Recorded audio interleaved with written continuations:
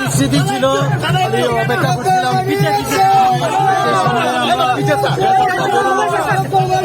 এবং প্রায় 5,900 মতো ভোটে আমার কাছে যা খবর এসেছে, প্রায় 5,900 মতো ভোটে আমি লিড করেছি।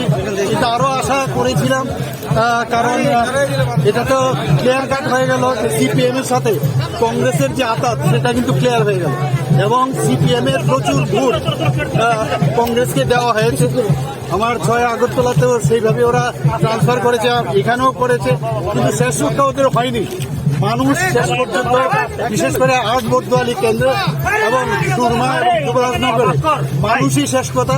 ওরা এদের যে মিতালি তার বিপক্ষে ভোট দিয়েছে এবং এর জন্য আমি সমস্ত 8 নং বরদোয়ালি কেন্দ্র থেকে শুরু করে সুরমা সমস্ত ভোটার যারা আমাদের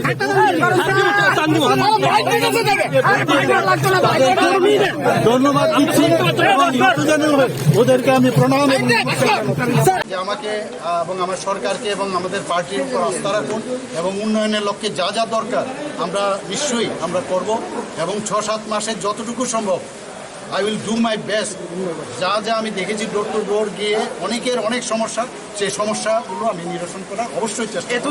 এতদিন আপনাকে ডাক্তার হিসাবে মানুষের চিকিৎসা করতে দেখেছি এবং বিজেপি রাজ্য সভাপতি হিসাবে পার্টির কাজ করতে দেখেছি। এবার আপনি সারা রাজ্যের অ্যাডমিনিস্ট্রেশনটা সামলাবেন। মুখ্যমন্ত্রী তো আমি আগেই হয়ে গেছি, এটা তো আমার জন্য একটা সুবিধা হয়ে গেল। এখন নতুন করে আর মুখ্যমন্ত্রী হবে না, খালি আমার উপনির্বাচনে কিন্তু আপনার জন্য একটা চ্যালেঞ্জ ছিল যে মুখ্যমন্ত্রী তো থাকবে কিনা। না, সেরকম আমি কোনোদিনই ভাবিনি এবং সত্যিকারের অর্থে বলতে কি আমার কোনো রকম টেনশনই ছিল না। আমি এক জায়গায় বলেছি আগে, টেনশন দেনে কা নেই।